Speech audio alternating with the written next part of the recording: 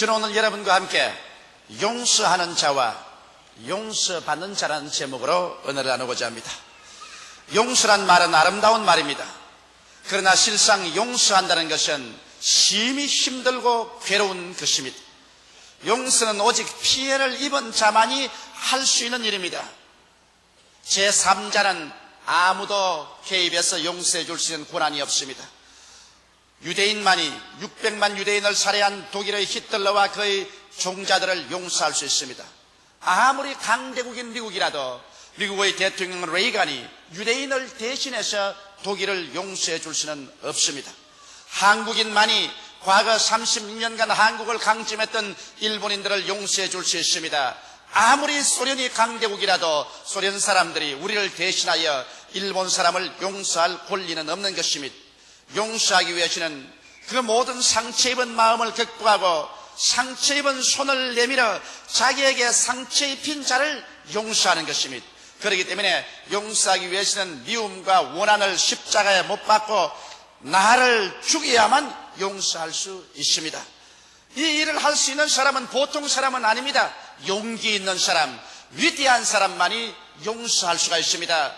소인배나 하나님을 사랑치 않은 자는 용서할 수가 없습니다. 그러면 우리는 왜 용서해야 될까요? 눈은 눈으로 갚고 니는 니로 갚고 원수는 원수로 갚아야 될 것인지 무엇 때문에 우리가 용서해야 될까요? 거기에는 예수 그리스도의 깊은 가르침이 있습니다. 첫째로 우리는 용서하는 자에 관한 예수님의 교훈을 알아봐야 되겠습니다. 한 번은 베드로가 예수님께 나와서 이런 질문을 했습니다. 주님, 나에게 범죄한 사람을 7번만 용서해 주면 충분하겠지요. 그렇게 말했습니다. 베드로의 생각에는 자기에게 범죄한 사람을 연속해서 7번 용서해 준다는 것은 인간으로서 할 수 있는 최대의 용서라고 생각했었습니다. 그런데 예수께서 베드로를 가만히 보시고 하신 말씀이 이 사람아, 사람이 범죄하고 회개하고 다시 나오거든 하루에 7번씩 70번을 용서를 해주라는 것입니다. 여러분, 한 사람이 아무리 범죄를 해도 490번 하루 우리에게 범죄하고 회개하고 나오지 아니할 것입니다. 여기에서 주님께서는 이런 예화를 들어 말씀하셨습니다. 어떤 임금이 회개를 하게 됐는데 그 부한 사람이 자기에게 1만 달란트 빚을 지게 됐다는 것입니다. 1만 달란트란 미화로 말하면 1천만 불이요, 한국 돈으로 계산하면 약 87억 원 정도의 빚을 진 사람입니다. 그런데 그 빚을 갚으라고 하니까 여러분, 어떻게 한 사람이 87억 정도의 빚을 갚을 수가 있겠습니까? 그래서 사정을 했습니다. 제발 나에게 말미를 주시면 내가 빚을 갚겠나이다. 그런데 임금님이 분노해서 빚을 갚지 못하면 처자를 다 종으로 팔고 있는 재산 다 차압해서 빚을 갚도록 하라. 이 사람이 땅을 치고 통곡을 하고 사정을 하면서 임금님이여, 저게 말미를 주시면 반드시 갚겠나이다.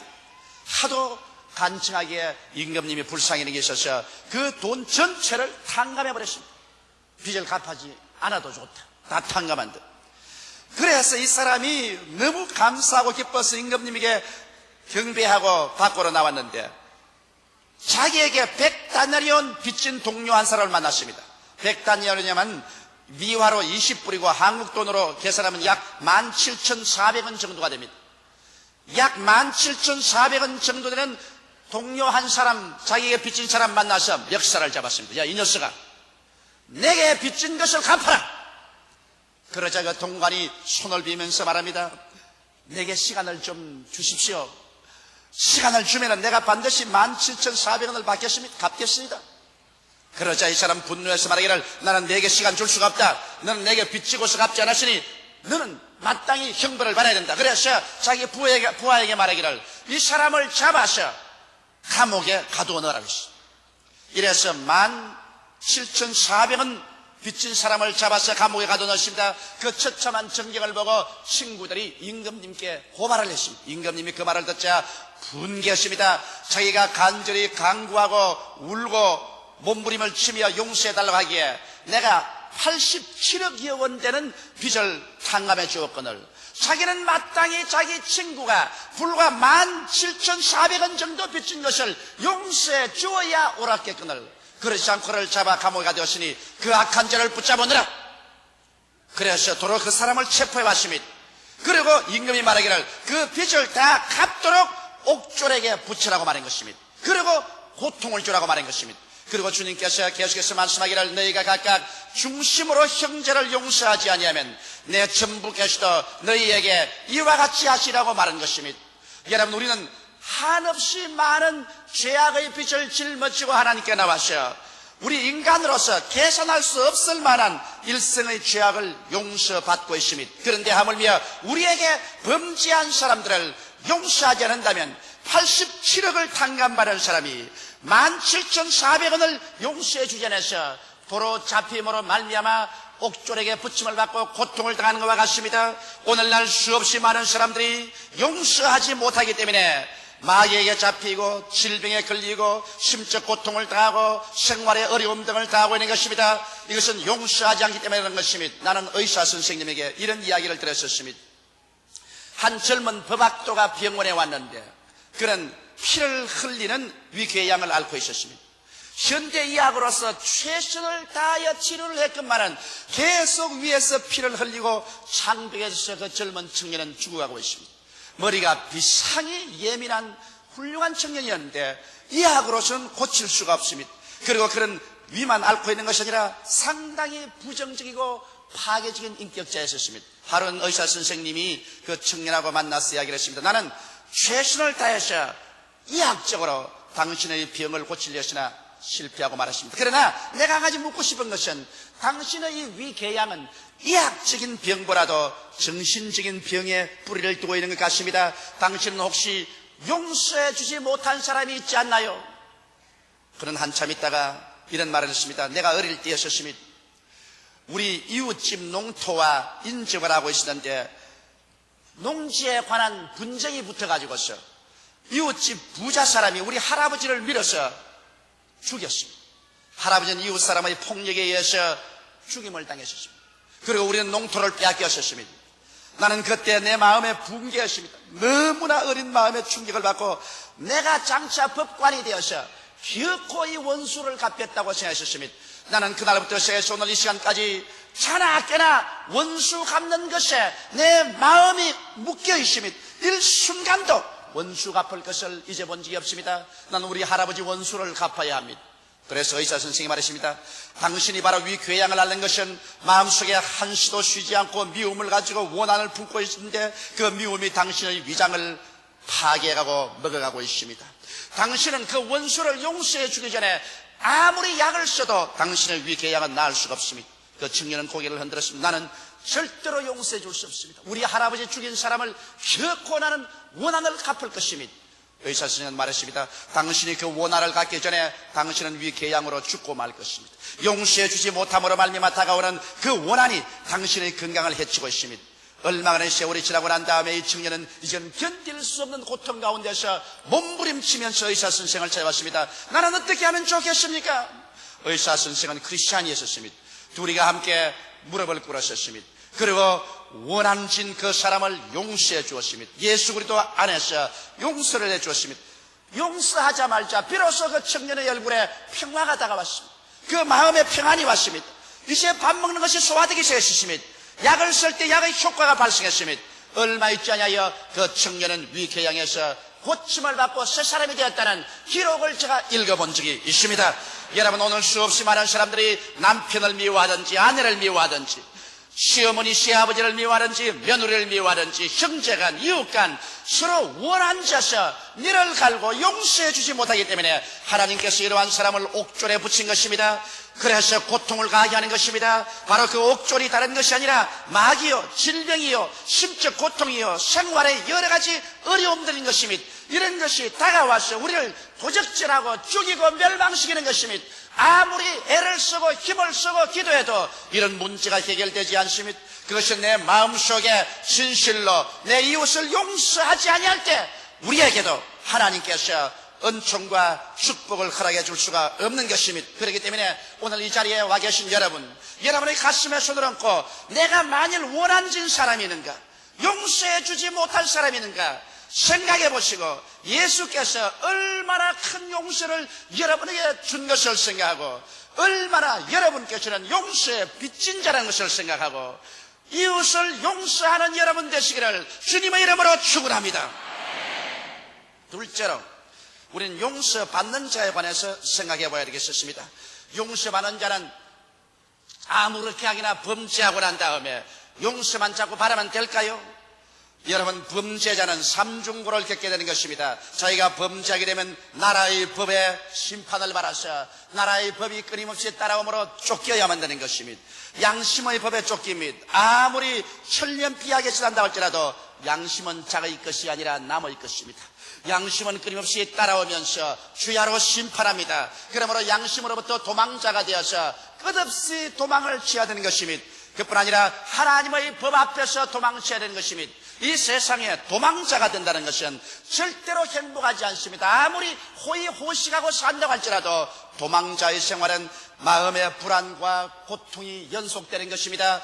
비록 국법에 어기지 않았다 할지라도 양심의 법에 어기면 끊임없이 양심 앞에서 도망자가 되어야 되는 것입니다. 이러므로 오늘 이 세상에서 범죄하고 사는 사람에게는 마음에 평강이 없습니다. 성경은 말씀하기를 대개 악인에게는 그 마음에 평강이 없나니라고 말한 것입니다.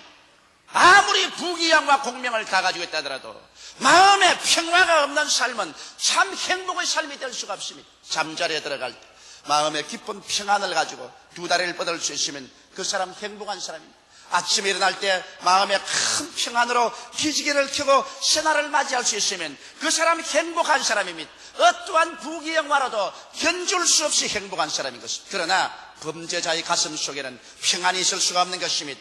그러면 어떻게 해야 이 범죄자가 범죄에서 노예남을 받을 수 있을까요? 성경 말씀하기를 회개하라고 말하셨습니다. 여러분, 사람이 용서받을 조건으로서는 철저히 자기 자신을 낮추고 죄를 회개하지 아니하면 안 되는 것입니다. 회개 없는 용서란 용서가 될 수 없는 것입니다. 회개라는 것은 자기의 죄악을 다 고백하고 그를 청산해버리는 것입니다. 그리고 그대로 용서받나요? 아닙니다. 용서라는 것은 반드시 보상을 해야 되는 것입니다. 자기가 상처나 손상을 입힌 데 대한 최선의 보상을 해야만 되는 것입니다. 보상 없는 용서라는 것은 아무든지 할 수 있습니다.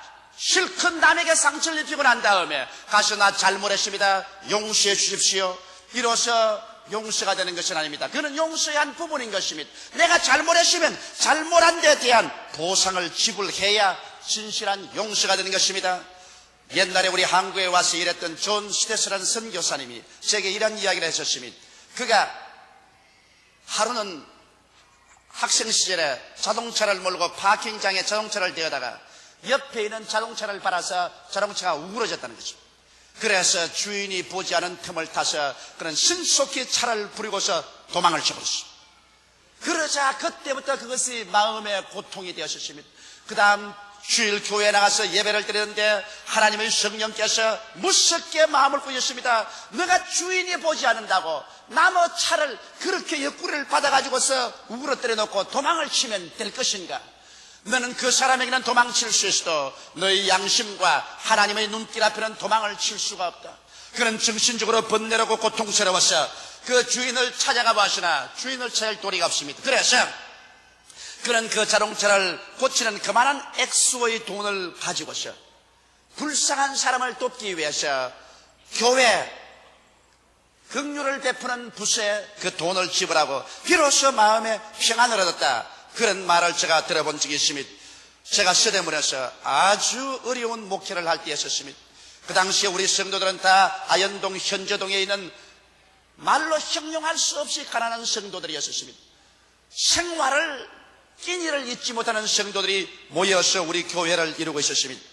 그러니 그들이 내는 헌금이란 얼마 되겠습니까? 그 헌금으로 우리가 교회를 운영하고 있었는데 가난한 신학생이 한 사람이 있어서 그 신학생을 교회에서 먹여주고 재워주었습니다.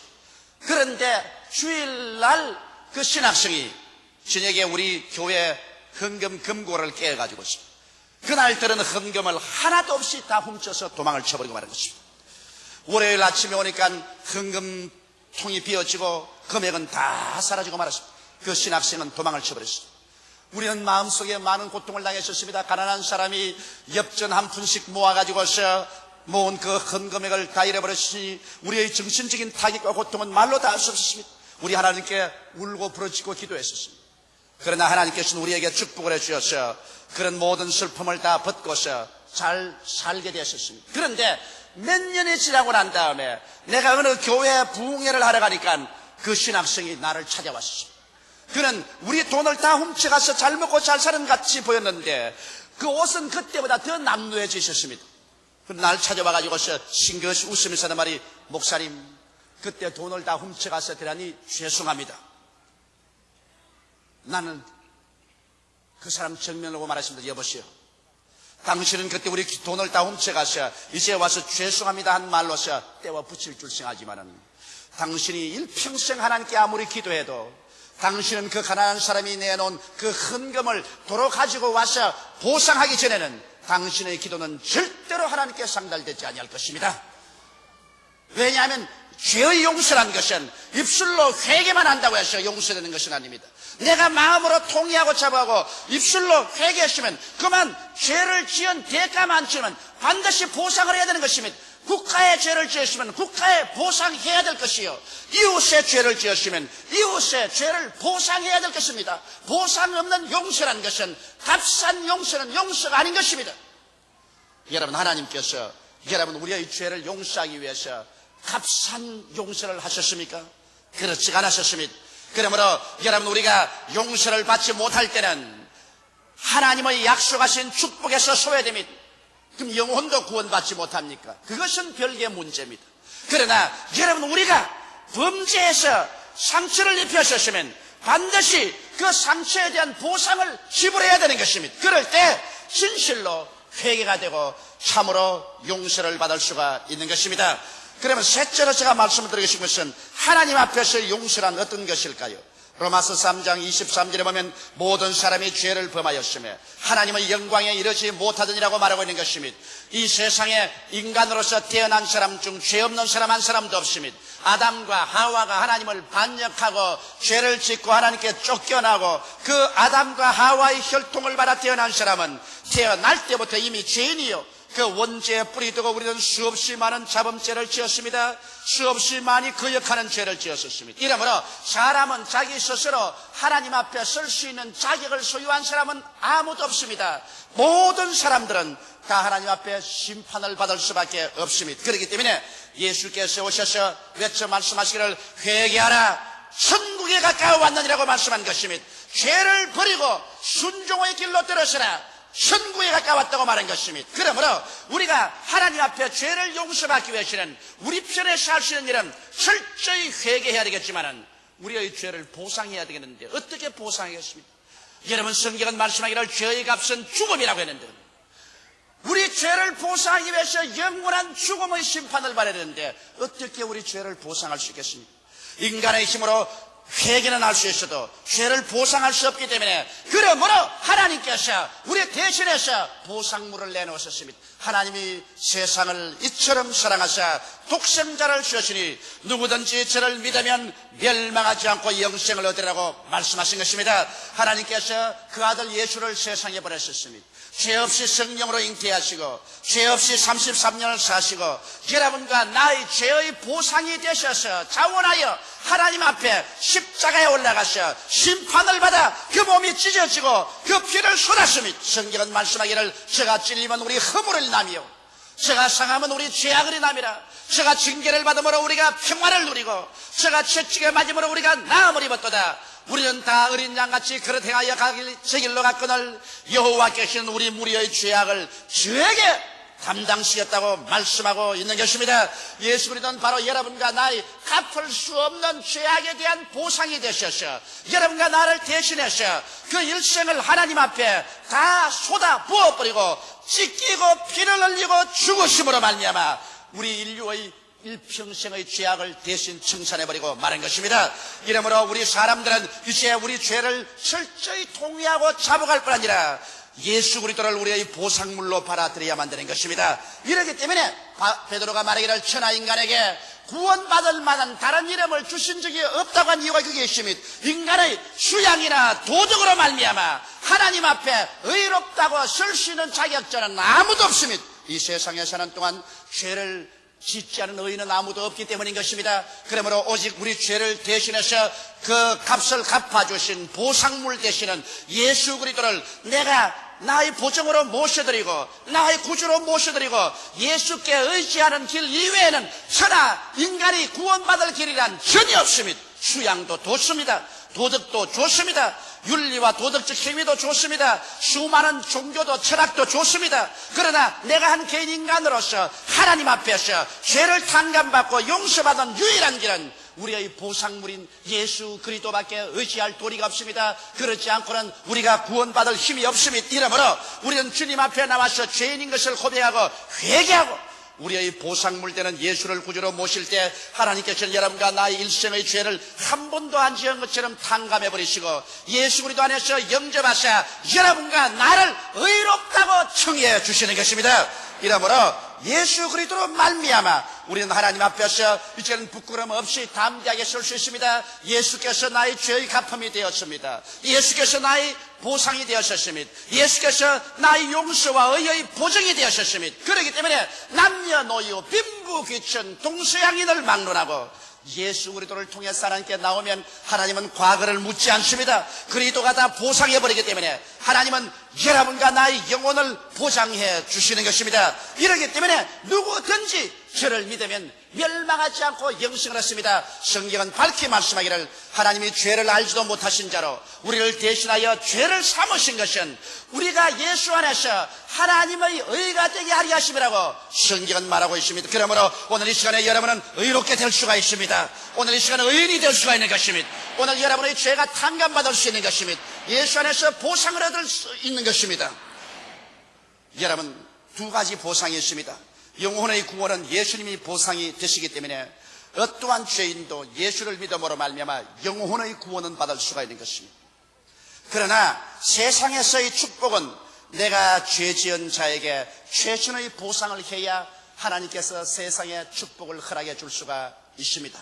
이것 하나만은 잊지 마십시오. 어떠한 죄인이라도 예수 그리스도를 믿어서 영원한 죽음에서 보상을 얻고 구원을 받아 천국은 갈 수 있습니다만 이 세상에서 내가 이웃에 죄 지은 것 내가 보상하지 아니하면 내가 아무리 회개해도 이 세상에서 축복은 받을 수가 없는 것입니다. 이러므로 세상 축복을 여러분 하나님 앞에 누리고 영원한 영생을 누리기 위해서는 예수를 믿고 영원한 영생의 보상으로 예수를 믿을 뿐 아니라 이 세상에 살 동안에는 여러분 죄를 자백하고 남편에게, 아내에게, 자식에게, 부모에게, 이웃에게 죄 지었으면 회개하고 보상하는 여러분이 되시기를 주님의 이름으로 축원합니다. 용서하고 용서받는다는 것은 인간 생활을 구원하고 축복을 받게 하는 좁은 길입니다. 이 길로 들어가기는 힘이 듭니다. 그렇기 때문에 대다수의 사람들은 미움과 복수와 거짓의 넓은 길로 찾아 들어가는 것입니다. 그곳은 가시밭 험한 길입니다. 그러나 용서의 길은 좁은 길이나 그곳에는 영생과 축복과 영광이 갈린 황금길이 되는 것입니다. 이렇기 때문에 우리는 이 땅에 살면서 모두 다 마음속에 용서의 넓은 마음을 가지고 사는 우리들이 다 되어야 될 것인 것입니다. 하나님께서 예수 그리스도 안에서 죄를 짓고 불의하며 추악하고 버림을 받아야 마땅한 우리 한 사람 한 사람을 긍휼히 보시고 불쌍히 여기셔서 예수 그리스도를 우리 대신 보상으로 내어주시고 그리스도가 우리 대신해서 죄악을 갚음으로 회개하고 예수를 받아들인 것마다 하나님의 죄의 보상을 받은 것으로 간주하고 용서하고 탕감하고 구원해 주시는 사랑을 베풀어서선즉 여러분과 나는 사랑에 빚진 자들인 것입니다. 이제 여러분과 나는 용서에 빚진 자들인 것입니다. 이렇기 때문에 베드로에게 예수께서 말씀한 대로 하루에 7번씩 70번이라도 내게 죄를 짓고 와서 잘못했다고 회개하거들랑 용서해 주라고 말씀한 것입니다. 용서는 여러분과 내 영혼을 치료합니다. 용서는 하나님과 나의 관계를 치료합니다. 용서는 내와 이웃과의 관계를 치료합니다. 우리는 용서해 주는 우리들이 되어야 하는 것입니다. 그리고 용서받은 자는 자기가 용서받은 만큼 그 대가를 지불해야 되는 것입니다. 보상을 하도록 전력을 다하십시오. 내가 최대한의 노력을 기울이십시오. 상처 입은 그 액수대로 보상을 못 갚을지 몰라도 최선을 다하십시오. 그럴 때 여러분은 참된 용서를 누리게 되며 그리고 하나님께서 여러분의 기도를 응답해 주게 되는 것입니다. 영생의 보상은 예수님 이외에 아무것도 될 수가 없습니다.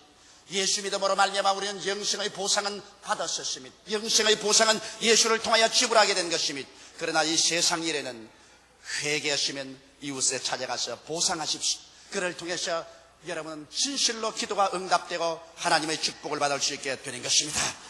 다 같이 고개 숙여 기도드리겠습니다. 사랑이 많으신 우리 아버지 하나님, 우리는 용서에 빚진 자들인 것을 압니다. 하나님이 우리를 예수 안에서 용서해 주었은지 우리도 마땅히 우리 이웃을 용서하는 것이 마땅한 일입니다.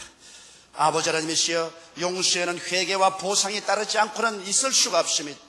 우리 영원한 영혼은 우리가 회개할 때 우리의 보상으로서 예수님이 주어졌으니 예수께서 우리의 죄의 갚음이 되셨습니다. 이 세상에 사는 동안 우리 이웃에게는 우리가 잘못했으면 회개하고 우리 최선을 다해서 잘못을 보상하게 도와주시옵소서. 이러므로 말미암아 하나님과 우리하고 막힌 담도 없고 이웃과 우리하고도 막힌 담이 없는 진실로 화목한, 진실로 서로 불쌍히 여겨 하나가 되는 위대한 삶이 이루어지게 하여 주시옵소서. 하나님 아버지, 오늘 이 자리에 오신 우리 형제 자매 중에서 아직 하나님과 화목하지 못하고 하나님과 원수된 상황에서 살고 있는 사람이 있으면 이 시간에 하나님의 보상인 예수 그리스도를 구주로 모셔드리고 회개하고 하나님과 화목하고 구원을 받게 하여 주시옵소서. 하나님 아버지, 오늘 그리스도의 성찬에 참여하기 전에 내 부부 간에, 내 부모 자식 간에, 이웃 간에, 형제 간에 미워한 것 있으면, 원한진 것 있으면 다 용서하고 성찬에 참여하게 도와주시옵소서. 예수님 이름 받들어 기도드리옵나이다. 아멘.